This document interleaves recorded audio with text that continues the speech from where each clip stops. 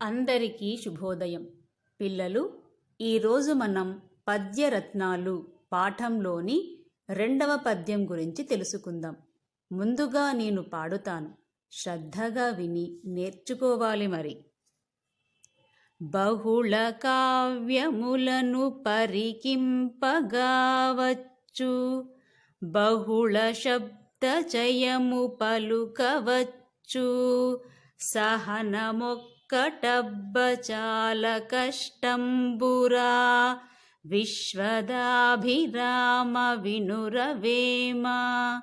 భావం: ఓ వేమ, అనేక రకాల గ్రంథాలను చదివి ఉండవచ్చును, ఎన్నో మాటలు మాట్లాడడం వచ్చి ఉండవచ్చు, కానీ ఓర్పు కలిగి ఉండడం అనేది చాలా కష్టమైన పని. అందువల్ల ప్రతి ఒక్కరూ ఓర్పును అలవరచుకోవాలి. పిల్లలు, మనం ఎన్నో మంచి మంచి పుస్తకాలు చదివి నాలెడ్జ్, తెలివిని పెంచుకుంటాం.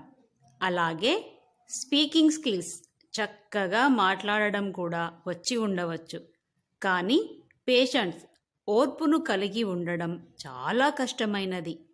అందువల్ల మనం ఖచ్చితంగా నేర్చుకోవలసినది, అలవరచుకోవలసినది ఓర్పును.